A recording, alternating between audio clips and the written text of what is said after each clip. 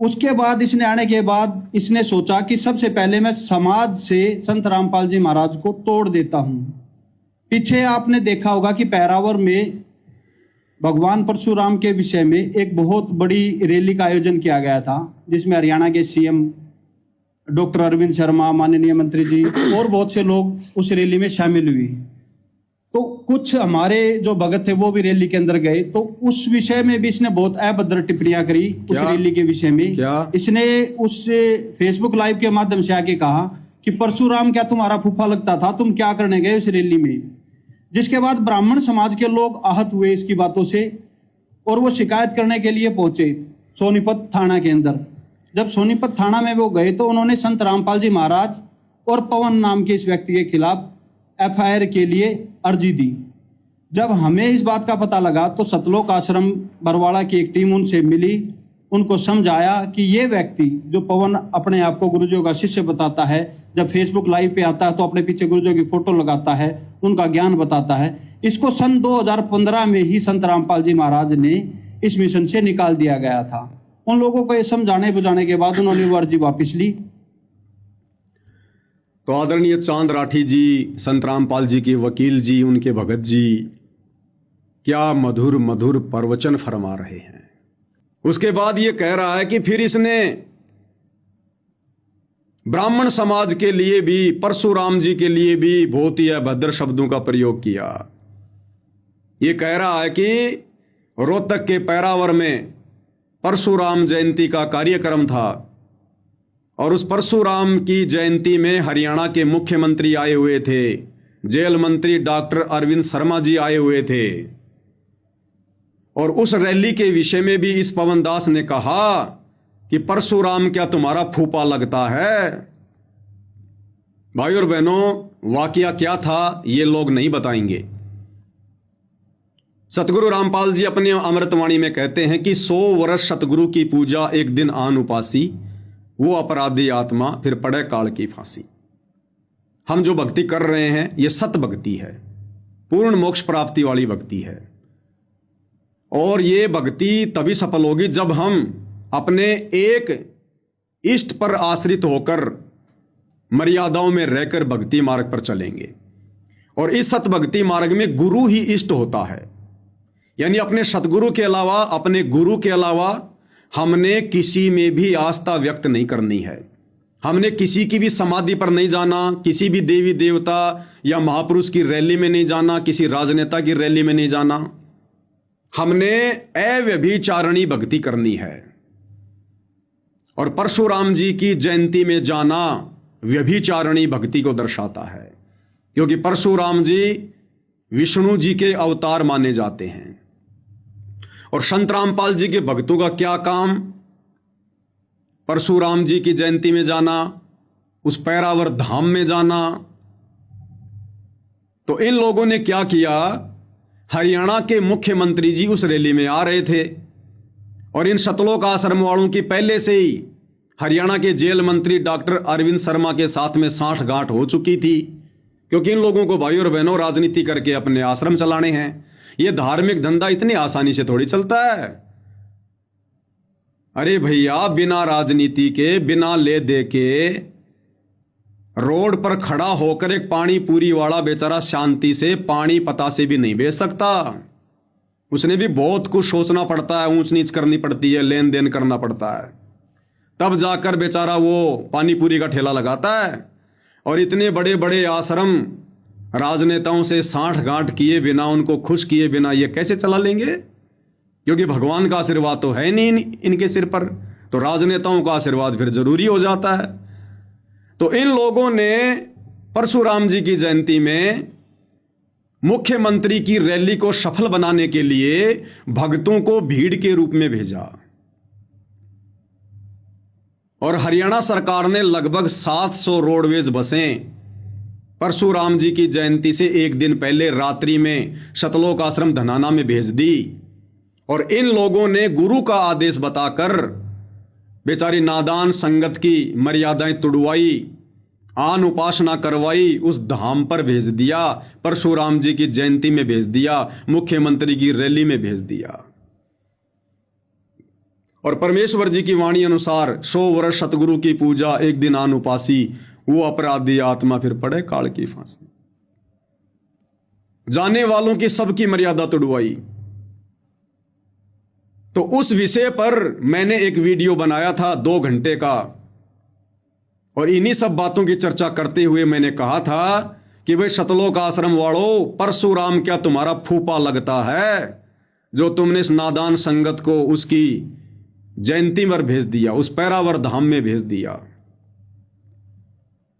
तो इस बात को लेकर ये चांद राठी जी कह रहे हैं कि इस पवन दास ने ब्राह्मण समाज को भड़काने के लिए और भगवान परशुराम के विषय में ये शब्द कहे कि परशुराम क्या तुम्हारा फूफा लगता था जो तुम सतलोक आश्रम वालों ने संगत को वहां पर भेज दिया, संगत की मर्यादा तोड़वाई। भाई और बहनों, इस डॉक्टर चांद राठी ने परशुराम जी को इतना महत्व देते हुए, भगवान की उपाधि देते हुए, अरे ये नादान जगत वाले जो इस तत्व ज्ञान से अनजान है, अपरिचित हैं, इन महापुरुषों की जीवनियों से, सच्ची घटनाओं से अपरिचित हैं, सच्चे इतिहास से अपरिचित हैं। ये ब्राह्मण समाज के लोग, अन्य समाज के लोग तो अपने अपने देवताओं को, महापुरुषों को भगवान कह सकते हैं, कोई बड़ी बात नहीं। लेकिन डॉक्टर चांद राठी, अरे आप तो पिछले 20-25 वर्षों से सतगुरु रामपाल जी की शरण में हैं। आपने खुद ही मुझे कहा था बरवाला थाने में, पहले तो आपने मेरे गाल पर थप्पड़ मारा, फिर आपने कहा कि तू क्या जानता है मेरे बारे में।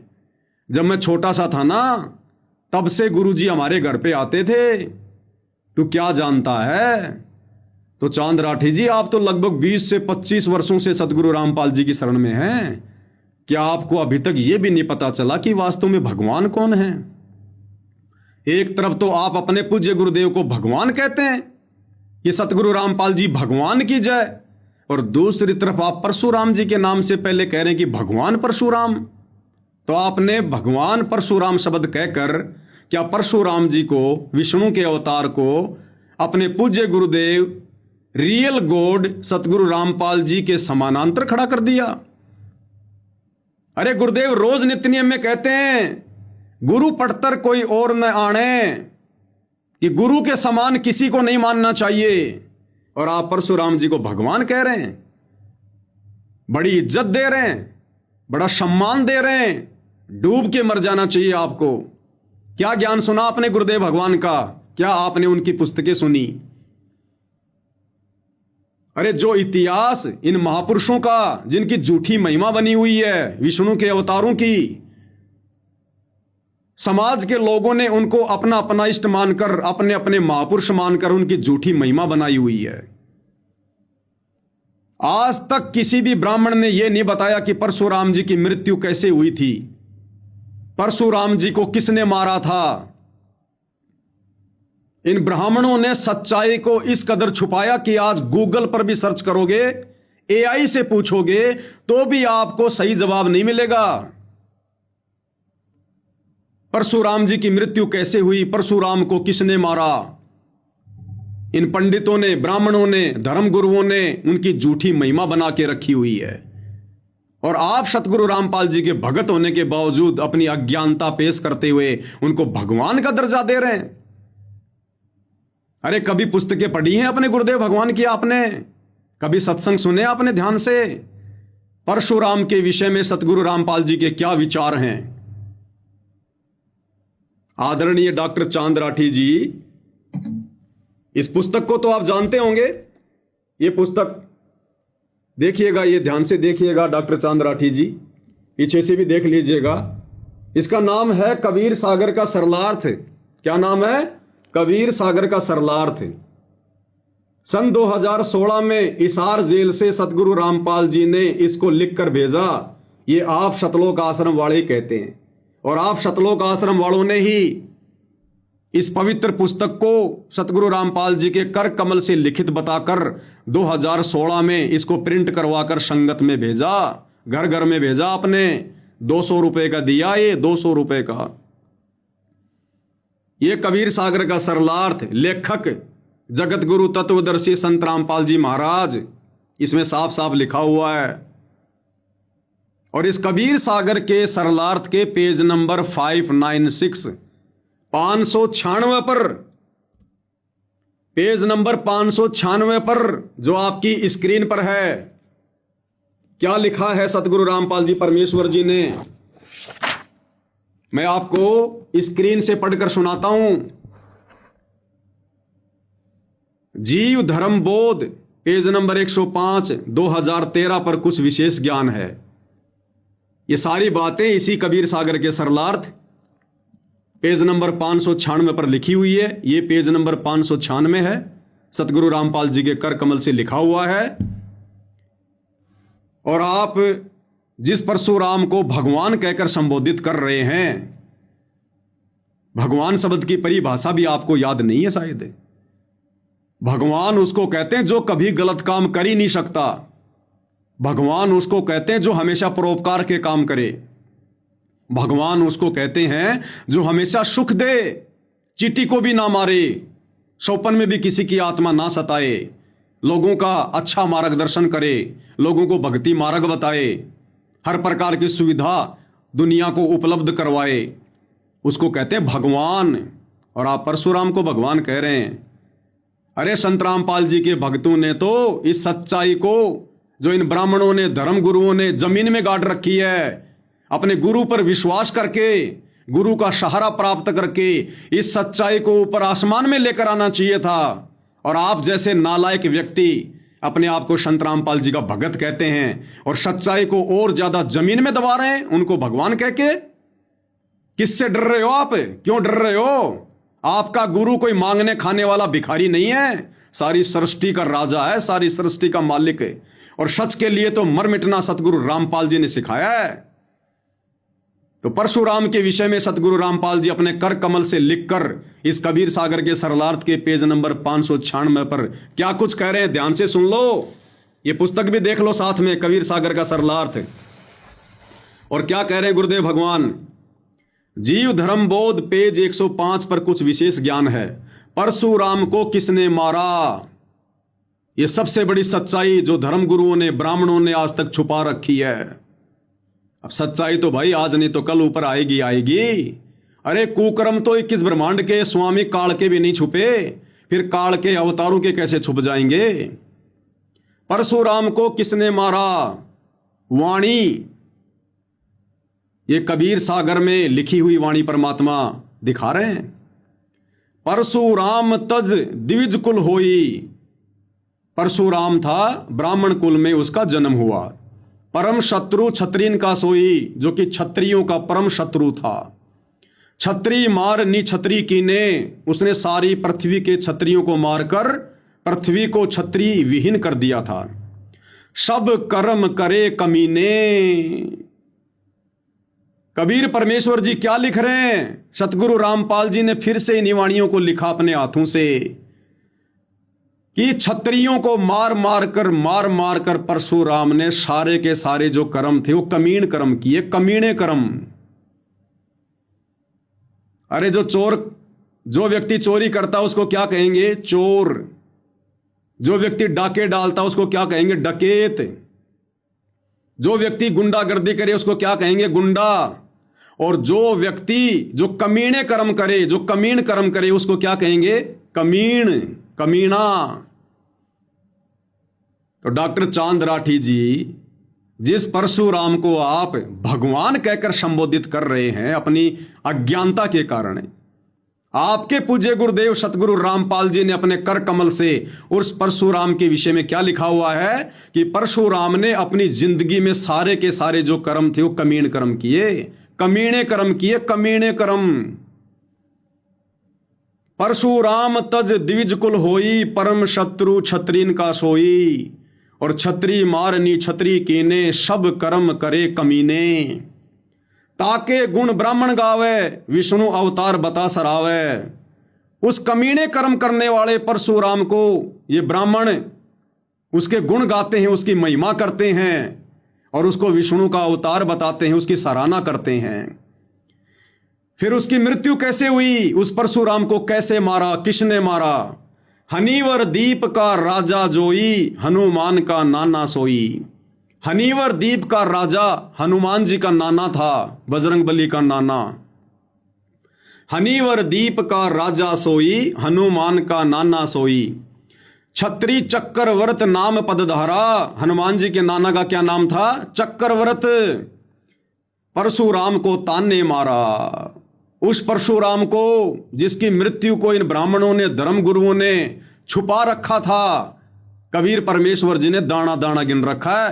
अब सतगुरु रामपाल जी ने अपने कर कमल से इस कबीर सागर के सरलार्थ में पेज नंबर 596 पर लिखकर बिल्कुल क्लियर कर दिया। अरे इस पुस्तक में सतगुरु रामपाल जी ने ये गूढ़ रहस्य इसलिए नहीं लिखा कि पुस्तक के अंदर ही दब के रह जाए। ये सेवा हम भक्तों को दी है, अपने भक्तों को। अब ये सच्चाई तो ऊपर आएगी भाई, कैसे छुपेगी? तो हनुमान जी के नाना चक्रवर्त ने, जो कि हनीवर द्वीप का राजा था, उसने परशुराम को मारा। हनीवर द्वीप का राजा जोई, हनुमान का नाना सोई। छत्री चक्रवर्त नाम पदधारा, परशुराम को ताने मारा। परशुराम का सब गुण गावे, ताका नाश नहीं बतावे। गुरुदेव कहते हैं ये ब्राह्मण उस परशुराम की महिमा तो करते हैं, उसने ये कर दिया, वो कर दिया, छत्री मार दिए, लेकिन परशुराम का अंत कैसे हुआ, उसकी मौत कैसे हुई, उसको किसने मारा, इस बात का जिक्र कोई ब्राह्मण नहीं करता। और इस सच्चाई को जमीन में गाड़ दिया गया। आज गूगल भी सर्च करोगे तो नहीं बताएगा, एआई भी नहीं बताएगा। एआई भी ये कहेगा कि आप ये बातें बोलकर भ्रामक जानकारी फैला रहे हैं। लेकिन अब धीरे धीरे एआई, गूगल इन चीजों को ले लेगा, क्योंकि आज तक किसने प्रचार ही नहीं किया, सतगुरु रामपाल जी ने किया। उसके बाद अब उनके भगत करेंगे, अपने गुरु जी के पद चिन्हों पर चलते हुए करेंगे। अब यह सच्चाई ऊपर आएगी धीरे धीरे। तो जिस परशुराम के विषय में सतगुरु रामपाल जी ने अपने कर कमल से इस पुस्तक में साफ साफ लिखा हुआ कि परशुराम ने ताउम्र सारी जिंदगी केवल कमीने कर्म किए, कमीने कर्म। और हनुमान के नाना चक्रवर्त ने परशुराम को मारा। अब यह सच्चाई ऊपर आएगी धीरे धीरे। और आप डॉक्टर चांद राठी जी, किस मुंह से आप परशुराम को भगवान कह रहे हैं? गुरु जी कह रहे हैं उसने कमीने कर्म किए, और तुम कह रहे हो कि वो भगवान है। तो गुरु के वचन की उल्लंघना कौन कर रहा है? फिर कहते हो मैं संत रामपाल जी का भगत हूं। अरे संत रामपाल जी का भगत, उनका शिष्य वो है जो उनकी शिक्षाओं पर चले। अज्ञान और पाखंड को मिटाने के लिए, समाप्त करने के लिए सतगुरु रामपाल जी ने बीड़ा उठाया है। और जब बाप के बच्चे युवा होते हैं, जवान हो जाते हैं, तो बाप उम्मीद करता है कि मेरे बच्चे मेरा सहयोग करेंगे। बाप चाहे कोई भी बिजनेस करे, कोई भी कार्य करे। तो हमारे गुरुदेव भगवान का कार्य है सत भक्ति को ऊपर लेकर आना, छुपी हुई सच्चाई को ऊपर लेकर आना। तो ये उम्मीद गुरुदेव हमसे नहीं करेंगे तो और किससे करेंगे? तो गुरुदेव की आशाओं पर खरे वही उतरेंगे जो गुरुदेव के जो प्रिय होंगे, जो गुरुमुखी होंगे, जिन पर गुरुदेव भगवान का भरपूर आशीर्वाद होगा। अन्यथा यह सच्चाई कहने की हिम्मत कोई कर नहीं सकता सतगुरु के अलावा। वही करेंगे जो सतगुरु के सच्चे शिष्य होंगे, जो जान हथेली पर लेकर चलते होंगे और विश्वास पूर्ण अपने गुरुदेव भगवान पर करेंगे। तो जीव धर्म बोध पेज नंबर 105 पर कुछ विशेष ज्ञान है। परशुराम को किसने मारा? परशुराम तब द्विज कुल होई, परम शत्रु छत्रीन का सोई। छत्री मारनी छत्री कीने, सब कर्म करे कमीने। ताके गुण ब्राह्मण गावे, विष्णु अवतार बता सरावे। हनीवर द्वीप का राजा जोई, हनुमान का नाना सोई। छत्री चक्रवर्त नाम पदधारा, परशुराम को उसने मारा। और परशुराम का सब गुण गावे, ताका नाश नहीं बतावे। परशुराम का गुण तो सब गाते हैं, लेकिन उसकी मृत्यु कैसे हुई, उसका नाश कैसे हुआ, यह बात कोई नहीं बताता। ये अब बताया परमपिता परमेश्वर सतगुरु रामपाल जी भगवान ने। भावार्थ, ब्राह्मणों ने बहुत सा मिथ्या प्रचार किया, सच्चाई को छुपाया और झूठ को फैलाया है। जैसे परशुराम ब्राह्मण था, एक समय ब्राह्मणों और क्षत्रियों की लड़ाई हुई, तो ब्राह्मण क्षत्रियों से हार गए। उसका बदला परशुराम ने लिया, लाखों क्षत्रियों को मार डाला। यहां तक प्रचार किया, परंतु यह नहीं बताया कि परशुराम को किसने मारा। परशुराम को हनुमान जी के नाना चक्रवर्त ने मारा था, जो हनीवर द्वीप का राजा था।